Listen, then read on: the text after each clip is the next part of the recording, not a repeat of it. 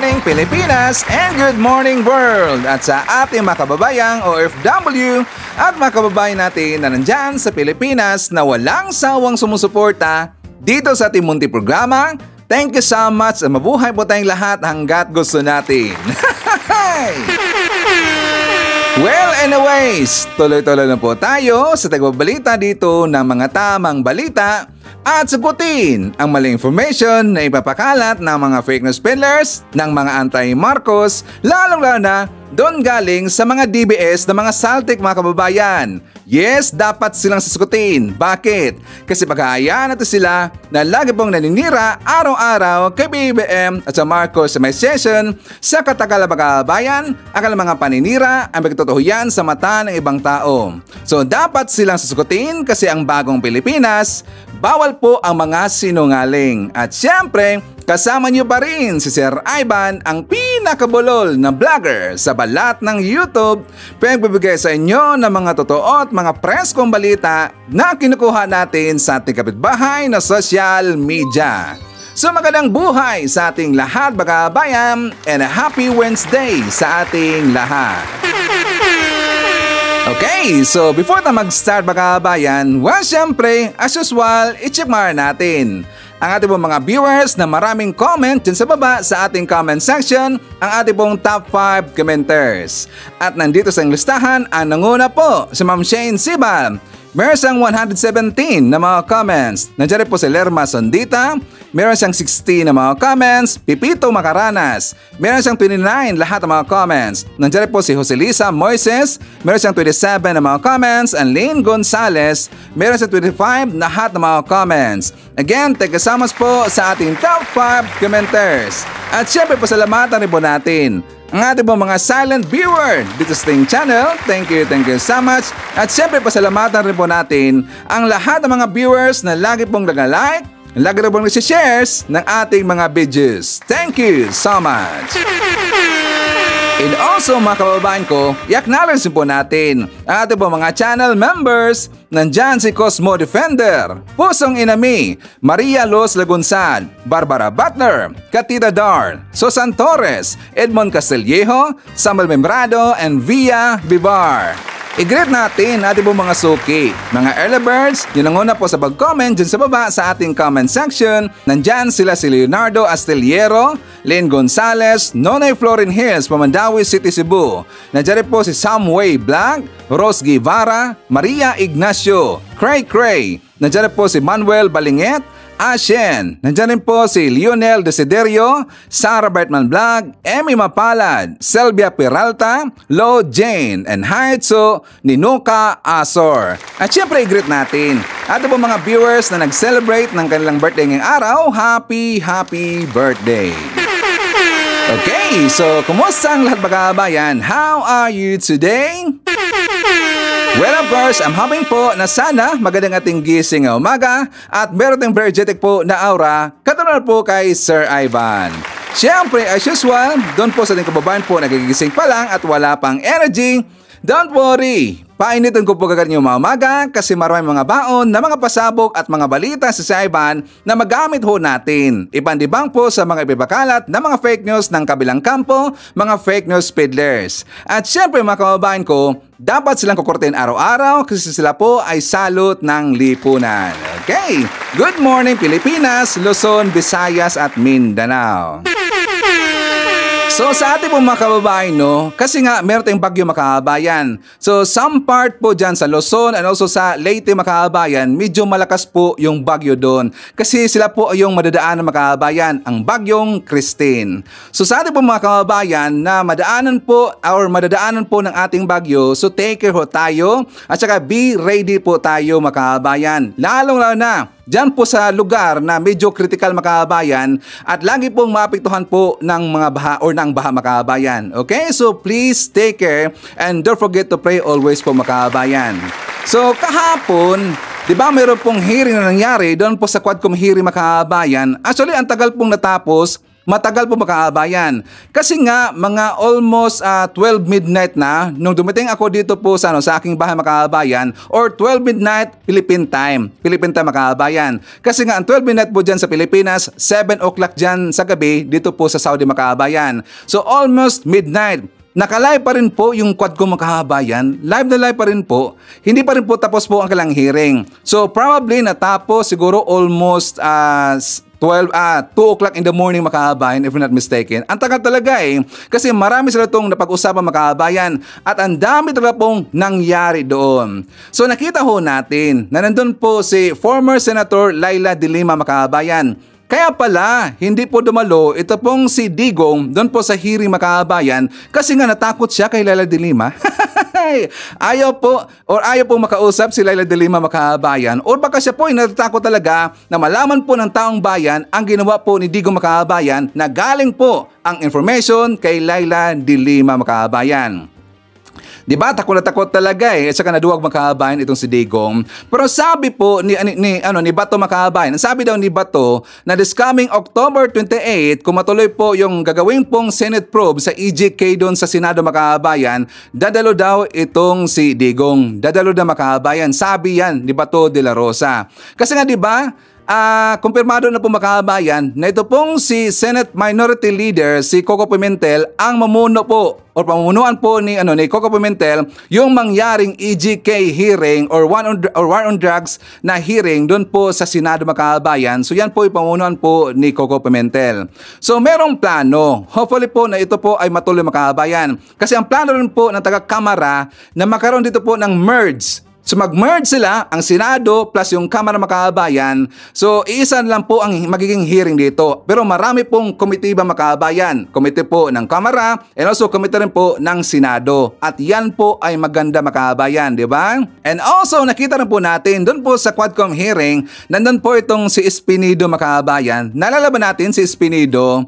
Di ba? During po sa time po ni Leila de Lima mga kabayan, na kung saan talagang siya po ay binakbakan sa panahon po ni Digong doon po sa Senate hearing, si Espinido, diniin niya itong si Leila de Lima na sangkot po sa drogas. Yan po si Espinido ang nagturo po kay Leila de Lima mga kabayan. Dala ba natin yan? Pero po sa nangyari po sa hearing kahapon, niretract po ni Espinido ang kanyang old statement kasi nga ang sinabi niya kahapon mga kabayan na hindi daw sangkot itong si Leila de Lima at wala na siyang kinalaman ng mga kabayan. Napag-utusan lang daw itong si Espinido. So talaga pong napaka-exciting nangyari kahapon mga kabayan, di ba? So before tayo magpatuloy, at saka before ko papakita sa inyo po yung ating iba pong mga topics mga kabayan, lalong-lalo na pag-usapan natin po itong press con kahapon ni Sara Duterte kasi marami pa rin pong sinasabi mga kabayan na mukha talagang wala pa rin po sa kanyang isip. Di ba meron siyang sinabi kahapon, correct if I'm wrong, mga DDS, hindi to fake news, sinabi niya na hindi daw siya naniniwala sa Diyos, so dapat daw siyang irespeto mga kabayan. Kung nirespeto na niya yung ibang tao, dapat rin po daw irespeto siya mga kabayan. Nabanggit niya ang Diyos na hindi daw siya naniniwala mga kabayan. Kung hindi siya naniniwala sa Diyos, bakit siya nagsimba doon sa Baclaran mga kabayan? Diba nakita ko natin si picture, nagsimba siya doon sa Baclaran and also kumain siya ng quick mga kabayan. Yun po ay sa labas po ng Baclaran Church, diba? Talagang may pagkasantik talaga So babalikan na po natin mamaya itong si Sara Duterte mga kabayan. But for that, dito muna tayo po sa issue or sa balita po ng Quadcom hearing. For more details, let's watch this. 8 taon nang nakalipas, muling humarap sa isang pagdinig ng Kamara ang dating Senadora at Justice Secretary na si Leila de Lima. Subalit hindi tulad noon na ang topic ng inquiry ay ang bilibid drug trade kung saan siya ang isinasangkot sa kontrobersya. Pinuri ng dating mambabatas ang layo ng House Quadruple Committee o Quadcom, partikular na ang pagbusisi sa umano'y extrajudicial killings o EJK sa anti-drug war ng Duterte administration. Anya, tinangkari ni de Lima na kondenahin ang drug campaign noon, subalit anya, walang nakinig sa kanya. Sobrang nakakalungkot na ngayon lamang nagkaroon ng napaka-komprehensibong pagtalakay ang Kamara de Representante sa drug war at mga EJK. Pagkatapos ng tumambak ang libo-libong bangkay na naging biktima ng drug war. Ayon nga po kay Professor Randy David, marahil ang pagdinig na ito ng Kamara ay katumbas na rin ng aming pinapangarap na Truth Commission na hihimay sa mga tunay na pangyayari sa 6 na taon na pagpaslang ng ating sariling gobyerno at kapulisan sa libo-libo nating mga kababayan. Sa pagdinig, inilatag ni De Lima ang mga natuklasan nito sa investigasyon sa umano'y Davao Death Squad o DDS nang nakaupo pa siyang chairperson ng Commission on Human Rights noong 2009. Kinumpirma umano ito sa affidavits nina Edgar Matobato at Arturo Lascania sa Senate inquiry noong 2016 at 2017. Kabilang sa findings ang reward system na ipinatutupad na noon sa Davao City ng alkalde pa si dating Pangulong Rodrigo Duterte. Nahahatian niya sa 2 period ang kasaysayan ng DDS mula taong 1988 hanggang 1998 at mula taong 2001 hanggang 2016. Si Duterte na alkalde noon ng Davao City o si MRRD ang pinakamataas na pinuno at mastermind umano ng DDS na tinatawag noong Supermat. According to a witness in the 2009 CHR investigation, during the first period of the DDS from 1988 to 2000, the assassins were paid $15,000 for every victim. $5,000 goes to the police handler and $10,000 to the assassins, who at the time consisted of rebel returnees aside from the active duty policemen who were their handlers.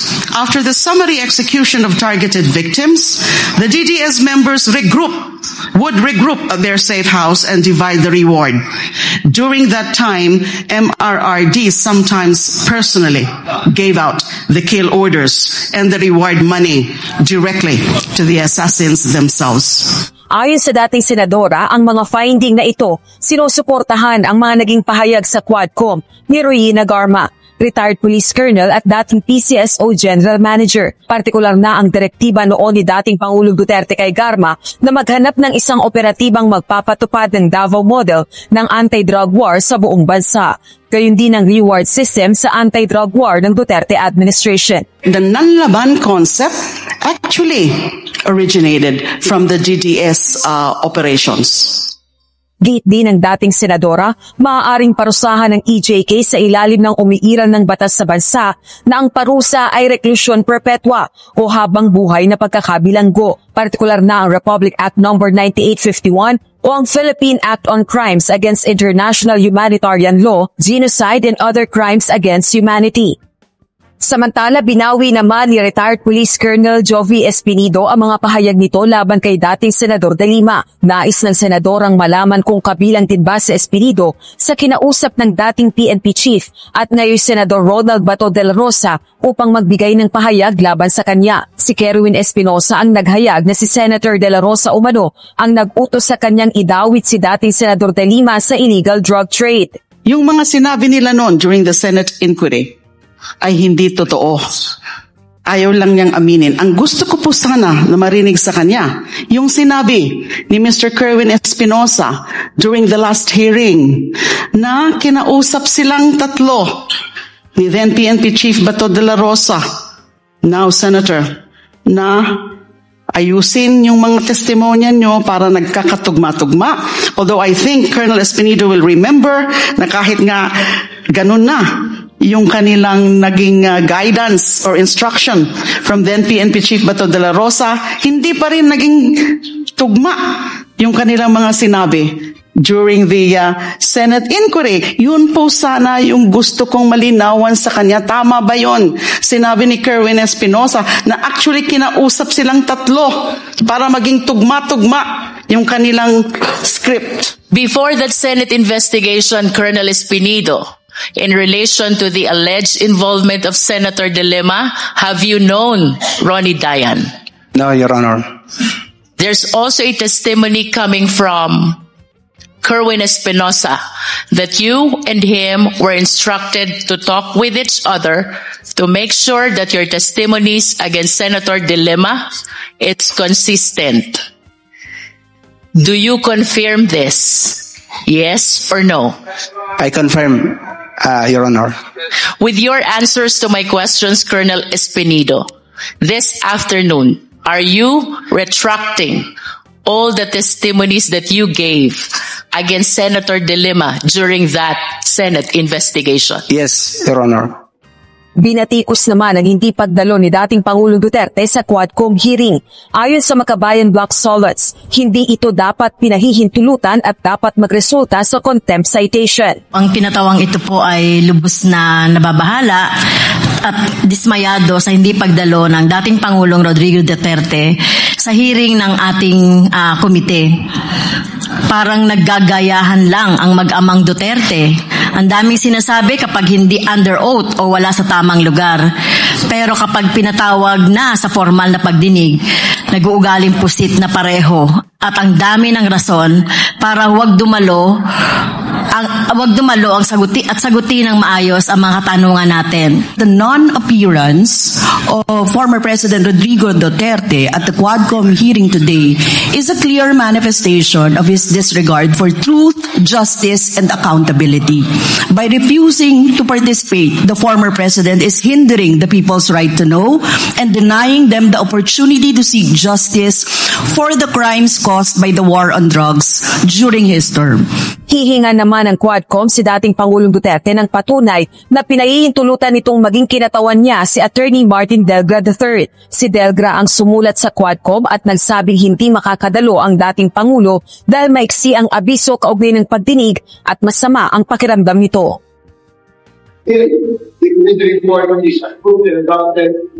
O June, sa ikalawang bahagi naman ng pagdinig ay inusisa ng mga kongresista ang ilang tauhan ng pulisya na iniuugnay sa pagpatay sa ilang local chief executives. Partikular na si Los Baños City Mayor Cesar Perez, gayon din si Tanawan City Mayor Antonio Halili na kapwa na pabilang sa narcolist ng Duterte administration. At ngayon nga lang, kapapataw lang ng contempt laban kay Police Major Kenneth Albotra.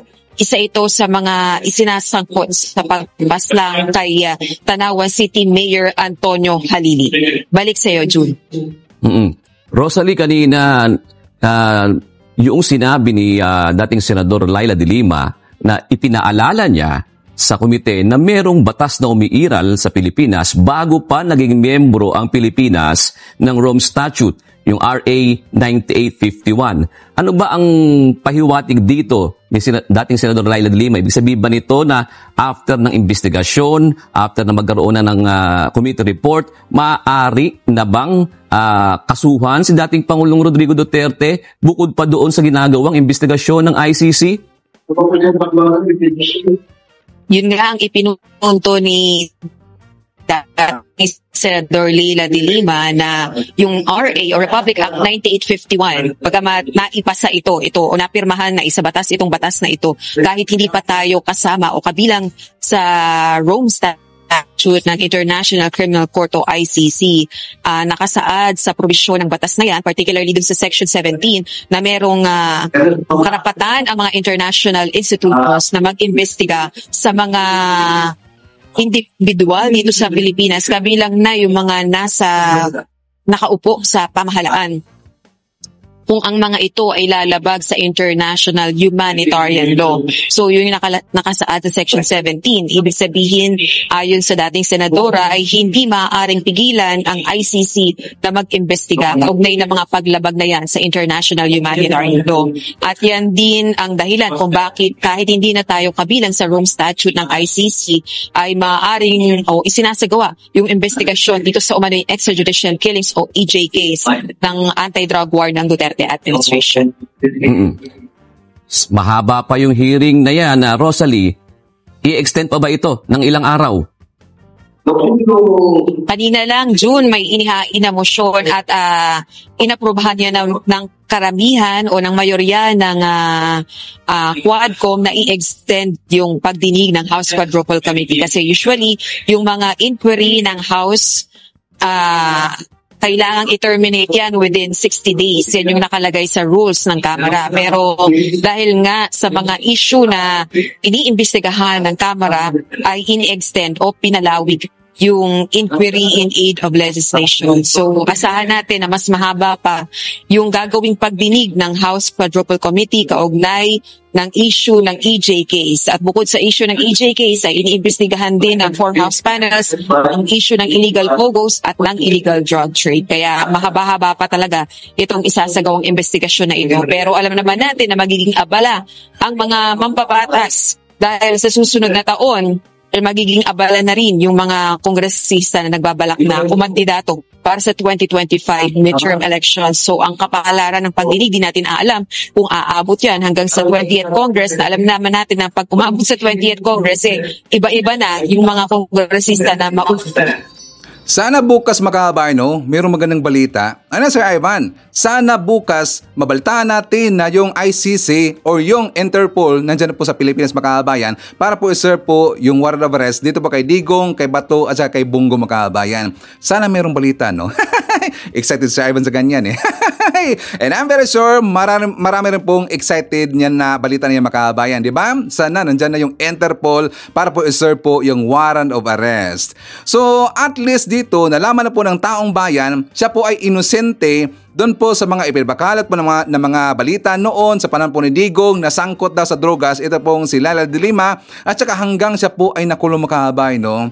Talaga pong nakaawa ito pong si Leila de Lima sa panahon po ni Digong kasi wala siyang laban, makahabayan. Kasi nga syempre maraming takot noon kay Digong, maraming takot kay Digong sa panahon po ni Digong, makahabayan. Maraming takot kasi nga kahit na kapag ikaw po ay hindi po papalakpak, makahabayan, kapag ikaw po hindi papalakpak, well, ikaw po ay ipapatokhang, makabayan. So marami talaga pong takot kay Digong sa panahon pa ni sa panahon po ng previous administration, makabayan. So talaga pong nakakaawa itong si Leila de Lima. Pero at least ngayon, nalaman na po yung totoo, makabayan. Siya nga pala, marami na pala mga DDS, makahabayan, na mga viewers rin po natin. Ang daming patake kahapon kasi, Ivan. Ang dami talaga eh. At saka isa po sa aking nabasa doon, makahabayan, sabi niya, bakit ko daw laging inaatake araw-araw ito pong si Sara Duterte, makahabayan, at saka yung kanilang puon na si Digong. Bakit daw inaraw-araw, makahabayan, sinisiraan daw? Kailangan pa bang sisiraan si Sara at saka ito pong si Digong? Tanong nga mga DDS, kailangan pa bang sisiraan si Digong at saka itong si Sara Duterte? Hindi na po kailangan. Kasi nga sila na po mismo dito ang sumira sa kanilang sarili, makabayan. Every time po na sila po ay manira sa Marcos admin, kay PBBM, mga patutsada nila, well yan po kasi ay nagbabackfire sa kanilang, makabayan. Diba? Kung meron silang ibinato po na isa kay PBBM, mas marami po ang babalik sa kanilang, makabayan. Kasi mas marami pong mali at meron pong kalukuhang ginagawa ang previous admin, makabayan. Diba? Tapos sisiraan pa daw si PBBM. Bakit daw hindi lang daw ako mag-focus kay PBBM, makabayan, mga balita ni PBBM or ano daw yung ginagawa ni PBBM? Kasi wala pa daw silang nakita hanggang ngayon na nagawa itong si PBBM, makabayan. Wala na nagawa si PBBM. Itanong nga natin dito, mga viewers, wala bang nagawa si PBBM sa bansa natin? Magkakaganyan ba ang trust rating, ang approval rating, ang mga suporta ng taong bayan kay PBBM kung wala pa siyang nagawa, makahabayan? Tungkol po sa mga investment, mga programa po para po sa mga pobre natin po na makababayan, or lahat po ng mga infrastructure po na mga projects ni PBBM, wala ba siyang nagawa? Wala ba siyang nagawa sa ating ekonomiya? Example, kaya nga lagi kong napapakita dito po ng mga balita, makahabayan, napasa po sa mga lakad po ni PBBM, sa mga kanya po mga working visit or sa mga meetings niya sa mga business sectors. Kaya lagi kong ipinapakita dito para po alam rin po ng mga tao, mga utak galunggong at saka nakautak uk-uk, makahabayan, dahil po sa kabilang kampo, dahil kasi po dyan po sa kabilang mga vloggers nila na wala pong alam, makahabayan. Ang alam nila, puro lang po paninira. So ito po ang balita ng ating gobyerno at kay PBBM. For more details, let's watch this. Sa paggunita ng ika-123 taong anibersaryo ng Philippine Coast Guard, binigyang pagkilala ni Pangulong Ferdinand R. Marcos Jr. ang PCG dahil sa hindi matutumbasang kontribusyon sa pagprotekta sa teritoryo ng Pilipinas. Yan ang ulat ni Kenneth Pasyente. Kinilala ni Pangulong Ferdinand R. Marcos Jr. ang hindi matatawarang papel ng Philippine Coast Guard sa pagprotekta sa teritoryo ng Pilipinas. Kasabay yan ang paggunita ng ika-123 anibersaryo ng institusyon. Ayon sa Pangulo, dahil sa nagbabagong panahon, hindi na lamang basta simpleng puwersa ang PCG sa pagpapatrolya sa katubigan ng bansa. Sa halip, mas lumawak pa ang responsibilidad nito kung saan kabilang na ang pagpapatrolya sa borders, pagpapatupad ng marine laws, maging sa pagtugon sa mga kalamidad. Indeed, your emergence as a key player in our nation's maritime security reflects your commitment to service and exemplifies how to advance while remaining true to your core mission. You protect our maritime borders, standing resolute in the face of those who would exploit our resources or threaten our way of life. Ipinunto rin ng Pangulo ang kontribusyon ng PCG sa pagpapatupad ng batas kontra iligal na pangingisda at para mapigilan ang pagtatangkang pagsira sa likas na yaman na sakop ng Pilipinas. Yan ay sa kabilaan niya ng nagbabagong panahon, pati na ang mataas na geopolitical tension, dagdag pa ang isolation at panganib sa gitna ng karagatan. You are the vigilant stewards of peace and order upon our seas, ensuring that the rule of law prevails across our waters. In the face of tension, it is your calm resolve that prevents disputes from turning into conflicts, demonstrating to the world that embracing dialogue and cooperation is the true essence of strength.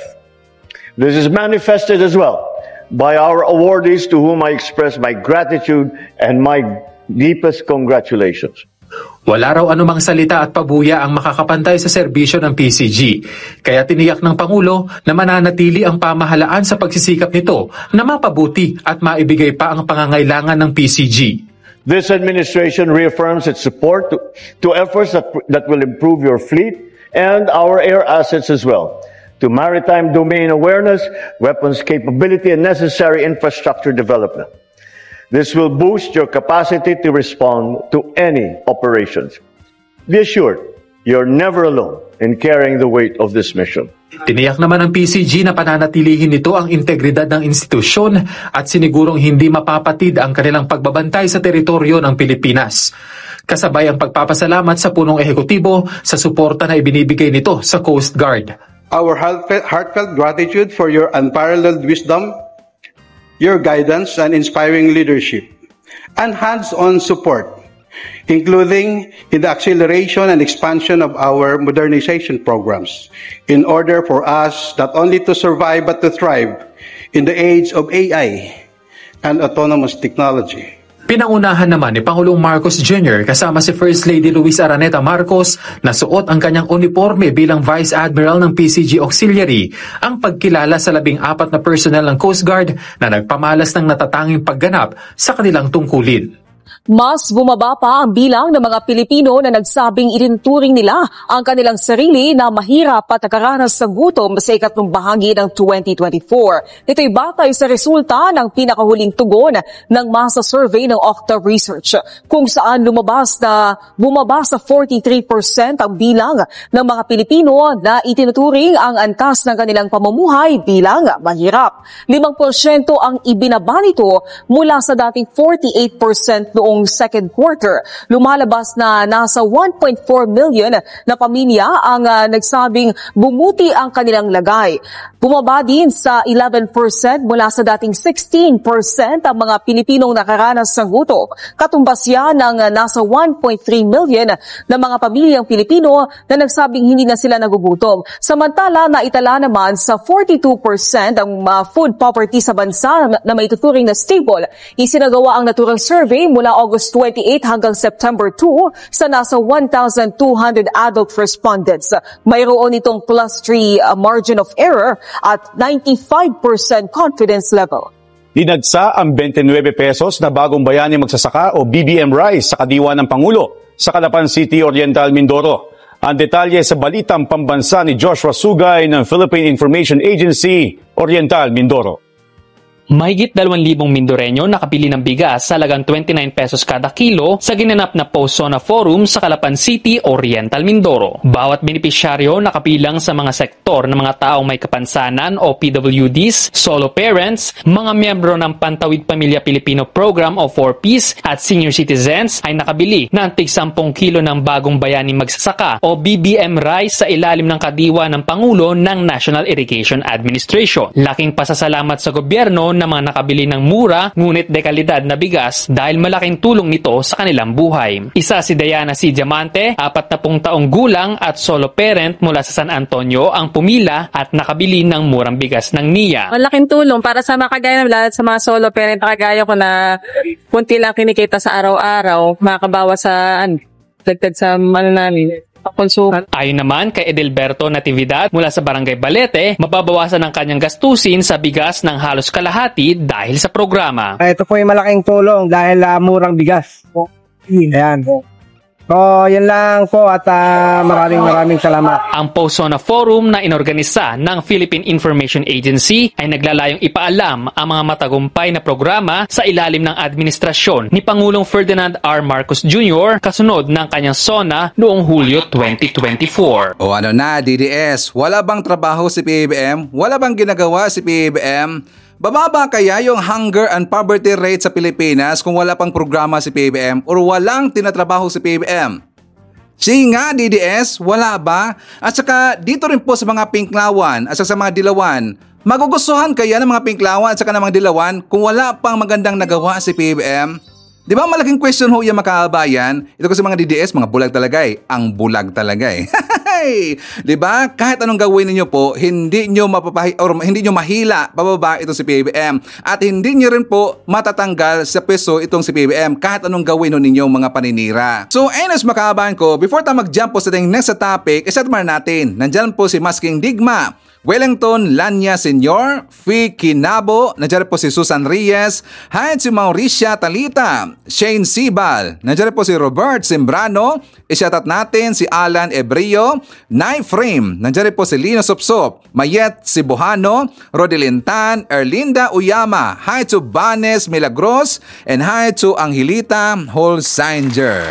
Mga kababayan ko, meron pong nangyari after po doon sa anniversary ng PCG, yung speech po ni PBBM kung saan nandun po siya sa PCG mga kababayan. After po sa event, sinalubong siya ng mga reporter mga kababayan. Kaya lang, meron kasing tanong ito pong reporter, itong ating pong mainstream media na kung saan inismile lang po sila ni PBBM mga kababayan. At saka hindi na po sila sinagot po ni PBBM. Diba? Tas after po doon sa tanong po na isang mainstream media makabayan, parang nagsisihan sila kung bakit umalis na lang po si PBBM. Kasi ang tanong makabayan, yung tungkol po kay Sara Duterte, na kung saan sabi daw ni Sara Duterte na hindi daw marunong maging presidente itong si PBBM. So ang sagot ito ni PBBM makabayan, inismile lang po sila. For more details, let's watch this. Hi, sir. Mr. President, your comment that you don't know how to become a president. Sir, your comment that you don't got your comment, sir. And sir, the Vice President said that you don't know how to be a president.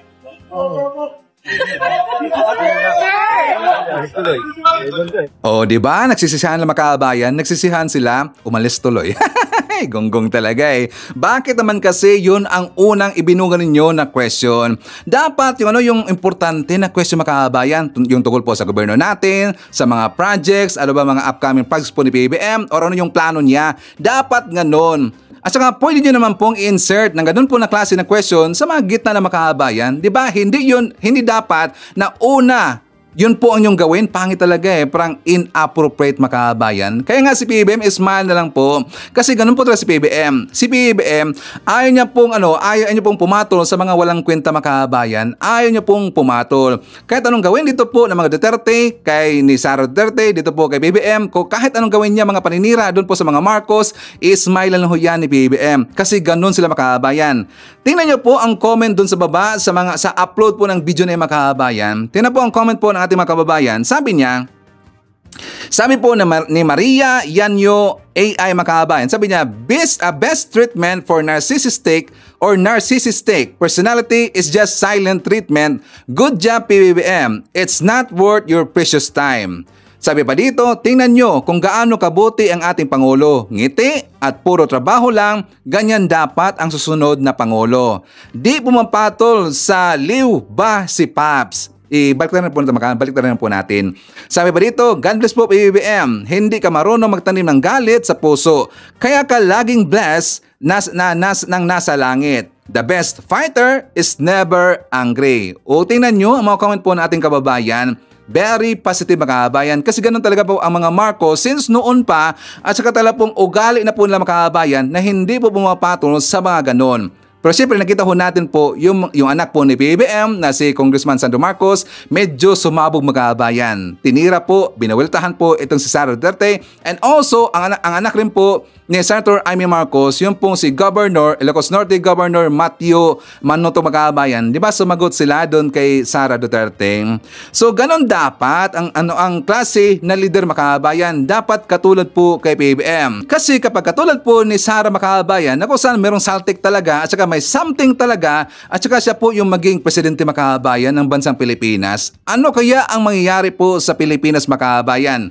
Tingnan nyo po ano kaya mangyayari po sa Pilipinas kapag ganong klase po na tao, karakter ang magiging presidente po in the year 2028. Nakita ko nga sa balita mga kababayan na dismayado ngayon ang business sector dito kay BP Sara. Pero syempre, meron pong pahayag, sinabi po ang business sector mga kababayan na hindi daw sila makikialam. Pero nakita ko natin po kung intindihan natin ang kanilang statement. Sila po ay dismayado dito kay Sara Duterte kasi nga syempre doon po sa kanyang patutsada sa Marcos Makabayan or sa Marcos administration na kung saan wala talaga po sa hulog. Okay, so pag-usapan natin si Sara Duterte. Kasi nga, di ba kahapon meron siyang press con Makabayan? Sa kanyang press con, sabi niya, kasi nga daw narinig niya na ang sabi daw ng mga mababatas, like for example po, ito po daw si DOJ Secretary Remulla Makabayan, na kung saan, di ba sinabihan niya si DOJ Secretary na wala dang alam sa batas Makabayan. Sabi niya, ipagdasal daw natin ang bansang Pilipinas kasi nga meron daw tayong DOJ Secretary na wala dang alam sa batas Makabayan. Dahil ho doon sa plano na huhukayin ni Sara Duterte ang puntod ni Apulacay Makabayan or si Apulacay at saka itapon po sa dagat. Diba meron pong inalabas po ni statement, ito pong si Remulla Makabayan, diba sabi niya na very disturbing daw ang attitude ngayon ni Sara Duterte, very disturbing. Yan po sinabi po ni Remulla Makabayan. And also sinabi rin po ng young guns na mga mababatas dyan sa Kamara na ito daw si Sara Duterte ay unhinged, unbecoming, wala daw sa hulog, meron daw saltik Makabayan, saka meron siguro something talaga at kailangan na pong mapatingin po sa psychiatrist Makabayan. Kailangan na pong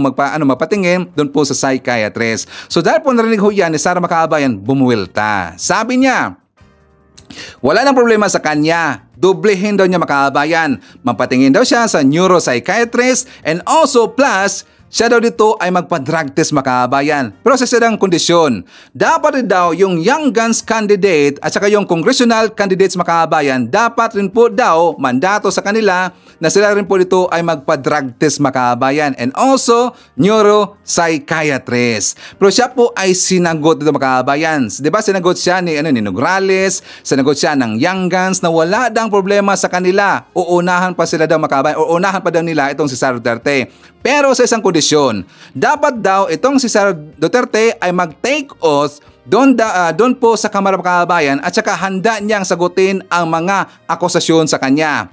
Yun lang po ang hamon ng young guns na mga mambabatas natin na dapat daw mag-take oath itong si Sara Duterte Makabayan. So walang problema ho sa kanila. Nabaliktad Makabayan, nabaliktad. So anyways, para meron tayong idea po sa mga sinasabi ni Sara kahapon sa kanyang press con Makabayan, kasi nga sinabi rin po niya dito kung bakit siya galit kay PBBM, kung bakit siya galit po sa Marcos admin Makabayan. For more details, let's watch this. Problema sa kanila, nakikipag-away sila, tapos kapag lumaban, yung inaaway nila, nagagalit sila, and sila yung nagsasabi na siya yung may problema. Hindi ako yung may problema. Hindi ako known na kalaaway except yung inuunahan ako. Ma'am, tingin nyo, yung mga anak ko, ni BBM at ni Senator Jaime, they are now coming to their defense. I will not comment sa mga anak, no? Because ang natural affinity ng mga anak is to defend parents. Ako lang naman yung anak na hindi nagde-defend kay PRD. Pero balik rin natin, ganun din si PRD sa akin. Ang natural affinity na gagawin, natural na gagawin ni PRD is to defend me. Diba? Sinasabi nila noon, ginagaslight din nila kami, diba? O kasi may destabilization si PRD, may maisog. Ano bang ginawa ni PRD? Di ba nag-react lang sa ginawa nila sa akin? Hindi nga ako nag-react nun eh. Hindi ako nagalit. Confidential funds? Ano sabi ko? Fine, sa inyo na yan. Fourth quarter, sa inyo na yan. Hindi ko gagamitin. Hindi ko naman kailangan yan eh. Napapadali lang talaga at trabaho. Kasi natatarget mo yung trabaho mo. Ano pang inano nila? Security, kunin namin lahat. Sa inyo na yan. Budget, kukunin nila lang. Sa inyo na yan. Nagalit lang naman ako noong yung nangyari doon sa graduate, yung namatay doon sa Davao City, sa tear gas, sa panggugulpi, at yung mga pinukpok na mga tao. And ngayon, nagalit ako kasi sa paghabol nila sa akin, yung mga kasamahan ko, hinahabol din nila, excuse ko na lang, let's give them privacy, but one is already in depression, one is already contemplating suicide, one is in the hospital, may isa hindi nakakatulog. I agree sa pagmumura ha. Hindi dapat magmura kasi may mga bata narinig, pero gago talaga yan sila. Ako, wala akong problema. Pero yung ibang mga tao dyan na hindi politiko, na hindi naman nila hinakapol, pero ginigipit nila. Ma'am, punot-dulo ng pagkatake. Relationship with Senator Amy Marcos. Punot-dulo ng pagkatake? Politics. Politika. Ano yan? Sinabi ko sa inyo, perpetuation in power yan. Gusto ko sana i-take up si Martin Romualdez pero nag-promise ako sa inyo, di ba, na another time si Martin. Oo, susunod na. Ma'am, yun nga pa politika. Sabi ko si Governor Matthew Manotoc na pinersonal daw nyo yung dapat sanay politika na. I-review nyo. Ayoko na banggitin eh. Lahat ng pagmemersonal nila sa akin. Pero i-review ninyo lahat ng ginawa nila sa akin. Sila ang nauna. Kayo ang nauna. Bakit? Because of envy and jealousy. Yan lang sisira sa bansa natin eh. Ma'am, are you talking here ng umpisahan kinalkal ang confidential fund? Hindi. Nagsimula ito pag-resign ko sa Lakas. Diba? Remember? Sinabihan ko siya. Martin. Sa ibang araw na. Kasi madami na kayong material. Ma'am, for the record, what is your relationship status with Senator Amy Marcos? And nag-usap na po ba kayo after that? After nung press con, tinext ko siya. And she was cold. Malamig. And then, meron siyang sinabihan na common friend namin na naiinis siya sa akin at kay BBM. And then, sinabihan ko yung common friend namin, sabihin mo sa kanya, huwag siya mainis sa akin at kay BBM. Mainis siya kay Lisa at kay Martin. Ma'am, Kelly Cordero po. Pero ano ba, friendship over na ba kayo ni Senator Amy? Or ano lang, it's just a phase? No, hindi ko alam. I cannot speculate on what will happen tomorrow. But as far as you are concerned, VP, ano si Senator Amy sa inyo? Para sa akin ba, she's a senator, she's a friend. I did not attack her. Alam nyo kasi ito si Remulla, nandun siya sa legal justification of the death. Sabi ko nga kanina, di ba? Talking about desecrating a body is not desecration of the dead. It is not illegal. It is taboo. Tabu siya. Meron sa atin dito, ayaw pag-usapan ng patay. Meron sa atin dito, okay lang na pag-usapan ng patay. Diba? It's taboo for some. Ngayon, kung okay lang sa kanya, hindi okay sa akin, dapat respetuhin ko na okay lang sa kanya. Hindi ko aatakihin yung tao. Bakit ko aatakihin yung... yung paniniwala ko, hindi naman niya paniniwala. Parang Diyos lang yan. Naniniwala ka sa Diyos, ako, hindi. Respetuhin mo ako. Ay, hindi ako naniniwala. Ikaw na naniniwala sa Diyos, respetuhin din kita. A problem kasi dito sa kanila, when there is a person who is outspoken, who is outrageously outstanding, sinasabihan nila na weird, sinasabihan nila ng kakaiba, sinasabihan nila ng crazy, insane, look at it.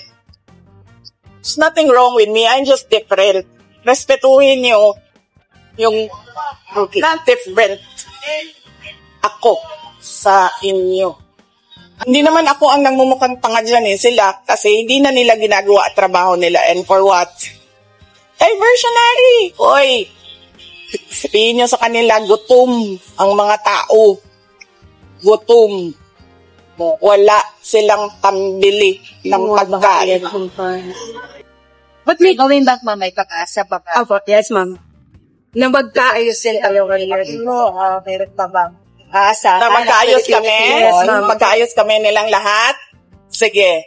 Mag-sorry sila doon sa pamilya nung namatay sa Davao City during the kaguluhan sa loob ng Kingdom of Jesus Christ. May namatay doon.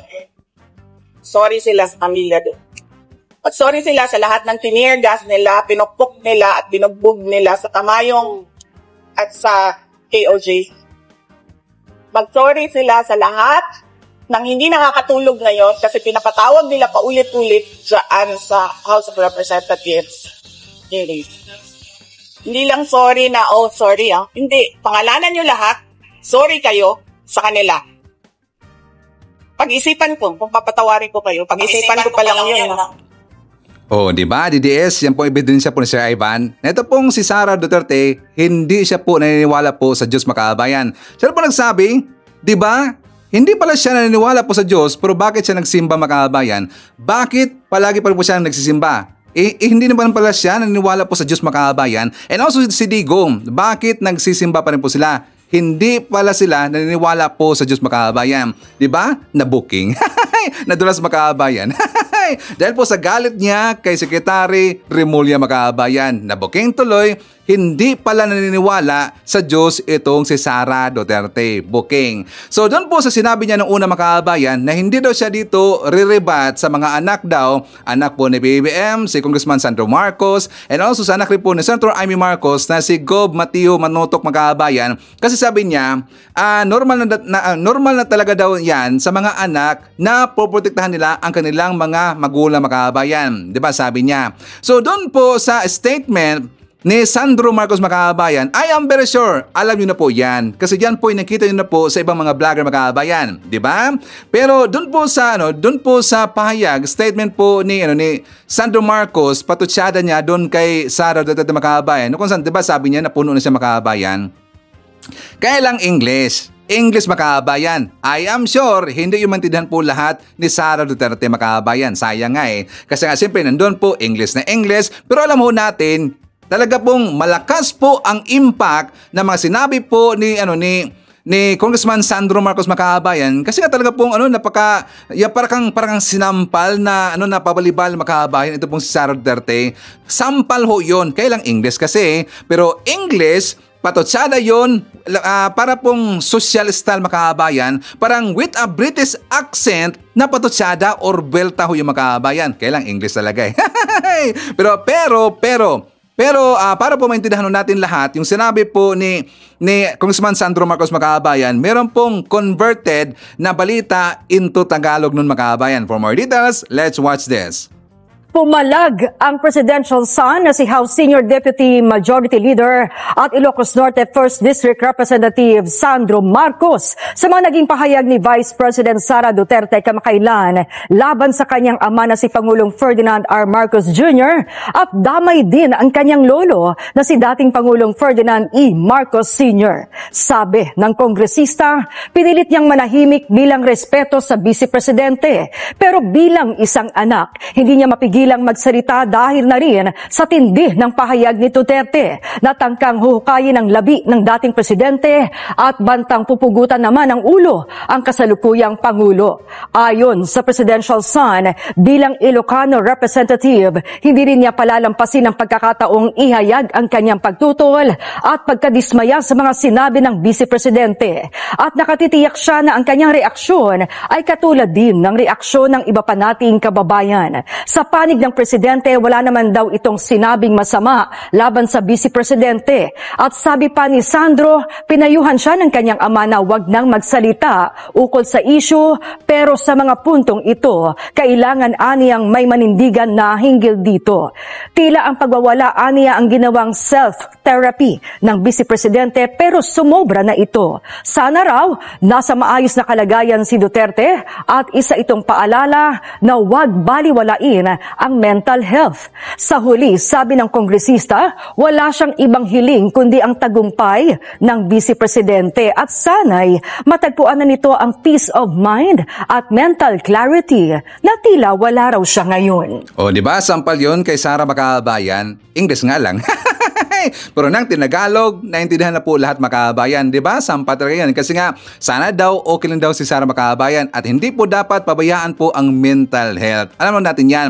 Ang ibig sabihin yan, ang pinakamadaling sabihin niya Makabayan, wala na po sa hulog itong si Sara. Mukhang may something talaga po ang kanyang pag-iisip Makabayan. Honestly, kontento ako sa statement po ni Congressman Sandro Marcos Makabayan. Totoo lang, kontento po si Saiban. Bakit? Kasi pinagtanggol niya ang kanyang lolo Makabayan. Kinundi na niya ang ginawang pambabastos ni Sara Duterte dun po sa kanyang lolo na si Apolacay Makabayan na huhukayin daw. Diba? Pinagtanggol niya at saka talaga pong kinundi niya ang sinabi po ni Sara Makabayan. Pinagtanggol rin po niya ang kanyang pamilya. Unlike doon kay Manotok Makabayan, kay Mateo Manotok, which is lang nakulangan ako doon, nakulangan Makabayan. Bakit? Kasi ang pinagtanggol niya doon is only ang kanyang mama lang po na si Senator Amy Marcos Makabayan. Hindi niya kinundi na. Hindi niya ipinagtanggol po si Apolacay Makabayan, wala po, kundi ang kanyang mama lang po na si Senator Amy Marcos. Mas okay ang statement at sinabi po ni Sandro Marcos Makabayan. Okay? So anyways, ipakita ko rin po sa inyo. Kasi nga diba sinabi po ni Sara Makabayan na galit siya dahil daw sa relo Makabayan. Dahil daw napahiya yung bata, yung nag-graduate po sa PMA Makabayan, nang dahil daw sa relo, nagalit itong si Sara Duterte. Na kung saan dahil daw pinagtawanan, 'di ba sinabi daw ng bata Makabayan, "Can I have your watch, Mr. President?" 'Di ba sabi niya, "Can I have your watch?" Pero hindi daw to ibinigay ni BBM sa bata Makabayan. Kaya daw napahiya at saka and worse, sabi ni Sara Makabayan, pinagtawanan pa daw. Kaya daw nagalit itong si Sara at saka gusto pa nga niya na pabugutan doon ng ulo si PBB Makabayan. Pero para po maintindihan ng lahat na ano bang ibig sabihin ng mga sundalo, ng PMA, kung tungkol ito po sa mga sinasabi nila na "Can I have your watch?" Ito po ang buong explanation Makabayan at talaga pong napahiya dito. Ipinahiya po dito, nilinggaw ito pong si Sara Duterte Makabayan. For more details, let's watch this. Maraming kontrobersyal na pahayag si VP Sara Duterte sa kanyang press conference noong Biyernes at isa sa mga ito ay kwento umuno tungkol po sa relo. Ayon kay VP Sara, hiniling daw ng isang graduate ang relo ng presidente bilang graduation gift. Ang sabi daw ng graduate, "Mr. President, can I have your watch as a graduation gift?" Nagalit daw si VP Sara sa sagot umano ng Pangulong Bongbong Marcos na "Why would I give you my watch?" Mukhang ang nasabing insidente ay nangyari sa nakaraang graduation ng Philippine Military Academy. Sa mga nakapanood sa pahayag ni VP Sara, may mga nagtanong, bakit naman hindi binigay ng Pangulo ang kanyang relo sa nasabing kadete? Pero para naman sa iba, ang mas malaking tanong, bakit hihingi ng kadete ang relo ng kanyang Commander-in-Chief? Parang maliit lamang na issue pero labis itong kinagalit ni VP Sara na gusto raw niyang tanggalan ng ulo ang Pangulo.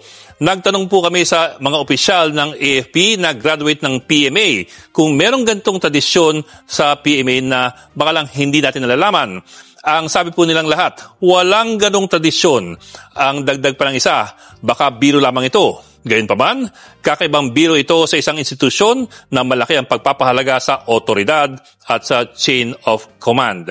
Sa karanasan kasi ng maraming reporter, ang tanging mahilig humingi ng iyong relo ay hold-upper o kaya ay Abu Sayyaf. Pero kung tutusin kasi, ang ama ni VP Sara ay nahilig sa pagbibigay ng mga relo sa mga sundalo. Taong 2019, binigay ng Pangulong o ng dating Pangulong Duterte ang kanyang relo kay graduating cadet Alberto Hulakit dahil hiningi raw ito mula sa Pangulo.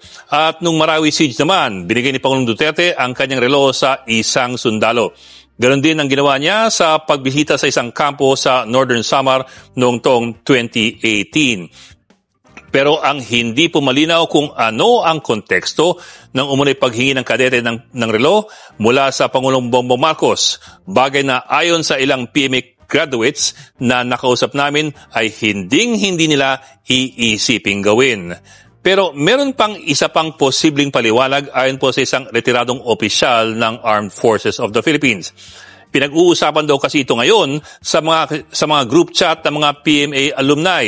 May bagong tradisyon daw na sinisimulan ang mga batang kadete na hindi po tungkol sa literal na relo. Dahil tungkol daw ito sa ibang klaseng watch. Parang, can you watch my back? O bantayan mo ang aking likod. Sa konteksto kasi ng militar, ang watch ay ang bantay o yung nakaposte kung saan iaasa ng mga kapwa sundalo nila ang kanilang mga buhay. Pag sinabing I have the watch, lalo na po sa Navy, ang ibig pong sabihin niyan, asahan mo na pagkakatiwalaan mo ako at hindi kita papabayaan habang ako'y nakagwardya. Posible kaya na ito ang isa sa mga konteksto ng pangyayari na lost lamang in translation. Mari kayang ang hiling talaga ng kadete ay siguraduhin ng Pangulo na may nakabantay pa rin sa likod ng mga sundalo sa mga pagkakataong sila ay nakasabak sa panganib. Okay, so naalala ba natin kahapon mga kabayan? Di ba sinabi ko kahapon, nagtanong po ako sa ating viewer or kakilala ho natin na isang PMAyer or isang sundalo makabayan tungkol doon sa sinabi na na tradisyon na daw ang hingiin ang relo po ng isang presidente kapag meron daw graduate makabayan. Diba sinabi ko kahapon, nagtanong ako, tapos sabi po ng sundalo nating kakilala makabayan na hindi yan totoo, wala pong tradisyon na ganyan. Tingnan nyo, the same po ang research information po na nakuha po ng researcher team ni Linggaw makabayan. The same po, di ba? Walang tradisyon ho na ganyan. So, ang ibig sabihin na mali po yun pagkaintindi ni Sara Duterte makabayan. Dahil nga sinabi na watch, may pagka-ob talaga Dahil po nabanggit po yung watch makabayan, ang kanyang iniisip kagad ay relo yun na suot-suot po ni PBM. Hindi naman po pala makabayan, di ba? May pagka-ano naman kasi. Di ba? May pagka-ano kasi makabayan So anyways, isa naman natin. Nandyan po si Victor Robin, Helen Lamira Cabayao, kasama natin si Maricruz Hernandez, hi to Alicia Lee, Emma Valdez, Girly Sulabo, nandiyan po si Elsa Hoffman, hi to Janet D. Narvaez, Boboy Elmido Cosin Sadugyo, hi to William Esteban Verdogo. Isyata rin po natin si Otilo Lem Diesto, Edwin Mabayad, hi to Gorgunya Angala, Eleanor Tomlos Mercado, nandiyan po si Wing Salvatierra, Merna Borromeo, Leslie Cabrera, Jaime Ignacio, Marina Columa, hi to Anjang Aison, Lisa Dakotanan Candido, nandiyan po si Ruben Basinga Salindong, Elsa Sabuco, Jeronimo Singgian, Mary Grace Secretaria, and hi to Caroline Campos. Mga kababayan ko, di ba sinabi ko sa inyo sa bandang gitna na pati rin po yung business sector mga kababayan, mga negosyante ay dismayado na rin po dito sa asta ni Sara Duterte mga kababayan. So ipakita ko sa inyo ang balita po ni Mike Abe. For more details, let's watch this. Deadma o hindi nakialam at ayaw makialam, mananatiling professional ang business community, foreign and local business sector sa ating bansa sa kung anuman ang mga pinagsasabi ng pangalawang Pangulo Sara Inday Duterte laban sa mga Marcos at laban kay Pangulong Bongbong Marcos. Okay? Yan po yung lumalabas. Kasi after 3 days ng mga statement at press conference na ginawa ni Vice President, ni isa na business organization ang nagbigay ng comment o negatibo o positibo, wala po. Naging professional sila at ayaw nilang makialam dyan. Yan ang maganda. Kasi ako'y naniniwala sa akin pong opinion at analysis sa isyong ito. Wala talagang sasamang matinong organization, mga business group o mga kung anumang grupo. Diyan ho sa mga pahayag na yan ng pangalawang Pangulo na pagyura, kawalan ng respeto kay Pangulong Marcos na parang hindi niya itinuturing na Pangulo at itinuring niya na kung sa rating na 1 to 10, 1 lang ang kanyang rating. Parang gusto niyang palabasin, wala na yan. Pangulong Marcos, ako na lang, ako ang Vice President, ako ang malakas, parang ganon. So hindi ko naniniwala ang business community dyan. Kasi ang tingin ng business community, foreign and local, okay, maganda ang ekonomiya at gumanda ang ekonomiya sa ilalim ni Pangulong Marcos Jr. Maganda ang seguridad pangkalahatan ng ating bansa. Tama ang paninindigan ng Pangulo sa West Philippine Sea issue, exclusive economic zone. Tama yung independent foreign policy, pakipagkaibigan, pakikitungo ng ating Pilipinas at Philippine government, Philippine President sa international community. Kaya nga tayo pinupuri na ng World Bank. Tayo po ay mas lalakas ang ekonomiya dito sa ASEAN region. At ang mga negosyante ay patuloy na naghahanap ng maraming mga negosyo rito at sumusuporta. Maglalagay na maraming negosyo, Luzon, Visayas, Mindanao, na umabot na ng trilyon yan mula noong 2022. Ayon sa report ng Department of Trade and Industry, Bureau of Investment, trillion investment na ang pumasok sa Pilipinas under Marcos administration. So yan po yung dahilan kung bakit ko sinasabi na DEDMA ayaw sumali, binabaliwala na lang nitong business community ang anuman sinasabi ng mga Duterte na nagsimula yan sa dating Pangulo. Ako'y magunita maraming sinabing below the belt ang dating Pangulong Duterte, ang kanyang mga anak at ngayon ang kanyang anak na pangalawang Pangulo ng bansa ang isa ring nagsalita na wala rin sa lugar dahil pati patay at dating Pangulong Marcos ay gusto niyang hukayin at itapon sa West Philippine Sea o ibigay doon sa mga Chinese na nandun sa West Philippine Sea na aagaw ng Pilipinas. Na yan ay ayaw din ng matitinong business community at matitinong Pilipino at may paninindigan na hindi dapat manatili ang China. Isipin mo, ano kaya naisip ni Inday Sara? Bakit sa dami meron tayong 7,100 island? Kung di ako nagkakamali sa buong Pilipinas. Bakit ang iniisip niya kukunin ang labi ng dating Pangulong Marcos sa libingan ng mga bayani at sa West Philippine Sea pa? Ibibigay pa niya doon sa mga Chinese na nando doon? Ganun ba? Ang daming Islam, Manila Bay na malapit. Di ba? Bakit doon sa West Philippine Sea pa? Anong gusto niyang palabasin? Ibibigay doon sa mga Chinese na aagaw ng teritoryo ng Pilipinas? Di ba? Kaya maraming hindi normal. Pasintabi na sa mga followers nila. Hindi normal ang mga kanyang statement na galing sa isang pangalawang pinakamataas na opisyal. So ayun. So kung yung business community, foreign and local, deadma si Inday sa ganyang mga paliwanag dahil sumusuporta sila kay Pangulong Marcos. Yung mga manggagawa, matitinong Pilipino, hindi rin sasali dyan. Maliwala kayo. Ang sasakay lang dyan at sasali lang dyan ay yung may mga political interest for publicity. Lalo na ngayon mag-i-election tayo sa Mayo. Ang sasakay dyan, pangilan-ngilan lang na mamumulitika.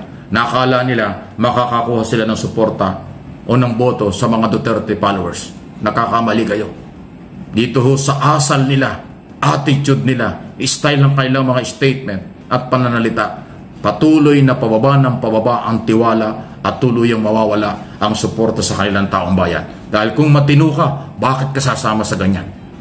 Kung mahal mo ang bansa at mahal mo ang ating Pangulo at nasumusunod ka sa ating batas, bakit ka sasama sa ganyang klaseng mga galaw? Di ba? Common sense lang yan. Sasama tayo sa matinong gobyerno, matinong opisyal, matinong tao. Huwag tayong sasama sa mga ganyan. Ayan po yung aking paniniwala at opinyon sa mga nangyayari ito. Paninindigan ko at itutuloy-tuloy ko ang paghahayag na kung ano ang tama base sa aking pag-aaral. Papaliwanag ko kung ano ang maganda para sa inyo, para sa lahat, para sa majority at matitinong Pilipino. Huwag tayong palinlang, huwag tayong paggamit, huwag tayong maniwala sa mga ganyang klase mga statement na hindi magdadala ng magandang asal, magandang buhay, seguridad at kaunlaran ng Pilipinas. Huwag tayong sasama dyan. Maliwanag po yan. Okay? Yan. Well, ano man ang comment nyo, sige lang po at reaksyon. Huwag yung pansinin yung mga troll. Yung mga buzzer, mga troll, galing sa kanila yan. Huwag yung pansinin, masisira lang ang oras ninyo. May stress lang kayo sa ganyan. Hayaan ninyo, kakaunti naman yan. At saka yung kanilang mga statement, wala rin sa hulog. Pare-pareha sila. Kaya i-dead mo lang ninyo yan. Wala kayong makukuhang aral dyan. Wala kayong makukuhang kabutihan. Huwag yung pansinin yung mga pangilan-ilang troll at mga buzzer. Iisa ang pinanggalingan nila. Pinanggalingan ng madidilim na pangarap at mga pag-iisip. Ayan, okay? Samantala, naku, talaga lang maraming, yung palitan ng piso at ng US dollar, patuloy na lumalakas yung piso mahigit na namang 57. Ako ito binabanggit kasi alam nyo itong last quarter ng December, lalo pang lalaki ang remittance na galing sa abroad, galing sa mga OFW at malaking tulong sa ating ekonomiya. Pangalawa, dahil magpapasko, pambili ng pagkain, regalo, Christmas lalo pang lalaki. Salamat po sa mga kababayan natin sa abroad na i-record po ng Bangko Sentral ng Pilipinas. Binalita ko sa television isang araw. Ilan ba? $2.8 billion noong buwan lang ng Agosto. So asahan natin itong September, October hanggang December, mas malaki at mas maraming dollar remittance galing sa mga Pilipino nasa abroad. Napakalaki po ng inyong tulong sa ekonomiya ng ating bansa at sa inyong mga pamilya. Yung pag-ikot ng pera na inyong padala, malaking tulong yan. Isipin mo yung billion dollars na yan galing sa inyo. Mabuhay ang lahat ng Pilipino sa abroad. Mabuhay din ang kailang mga pamilyang nandito. Tama lang po yung inyong galaw. Nandiyan naman ang ating gobyerno. Protektado kayo. Sa abot ng kakayanan, ginagawa ang lahat na naayon sa legal at mga batas. Local, national at mga international law. Okay? Mabuhay ang mga Pilipino sa buong mundo. Ingat lang po kayo. Okay, so isyatare po natin si Dioselene David. Hi to Jemson, Jemboy, Jeriel, and Regine ng Madawi, Cebu. Greetings are from Rodolfo Randaradabor of Tansa, Cavite. Hi to Jess Subtor from Calamba, Laguna. Nandyan rin po si Lolita Isevido from London. Ishoutout natin si Raul Simiralles of Glendale, California, USA. Hi to Romeo Caro Gigato Jr., Evelyn Garcia, Vicente Candelaria from NSOLF or NSOLF, Valenzuela City. Nandiyan po si Sport Shinobi from South Korea. Hi to Rose Bisnar, YT of Antipolo, Rizal, Elvira Manser, and hi to Nida Sanga from Vancouver, Canada. Okay, so mga kababayan ko, yan po ating manakalap na mga balita ngayong araw. Kung nakaabot ka po sa portion na to, sana nakapag-like na ho tayo. Libre po ang mag-share. Libre din ang mag-subscribe. Again, maraming salamat sa mga viewers na hindi nag-skip ng ating mga commercials. Thank you so much. At before natin tatapusin ang ating programa ngayong araw, sana sabayan nyo si Sir Ivan para sa ating live messaging prayer. Panginoong Hesus, dalangin ko po na palakasin mo po ang aking pananampalataya ngayon dahil kung minsan gusto kong sumuko kapag mahirap ang mga bagay. Panginoong Hesus, ipinagdarasal ko po ang iyong mapagmahal na kaaliwan ngayon dahil minsan nawawalan po ako ng pag-asa kapag binigo ako ng iba. Panginoong Hesus, hinahanap ko po ang iyong liwanag ngayon upang gabayan po ang aking mga hakbang dahil minsan po naliligaw ako kapag ang buhay ay magulo at mahirap. Panginoon, tulungan mo pong buuin ang mga nasira, punasan ang aking mga luha at magsimulang muli. Dahil kapag nagtiwala po ako sa iyo na iligtas ako, lahat ay magiging posible. Idinadalangin ko ito sa pangalan nating Panginoong Jesucristo. Amen. So maraming salamat mga kababayan and I hope to see you again on my next video. rocking around the Christmas tree at the Christmas party hop. Mistletoe hung where you can see, every couple wants to stop. Rocking around the Christmas tree, let the Christmas spirit ring. Later we'll have some pumpkin pie and do some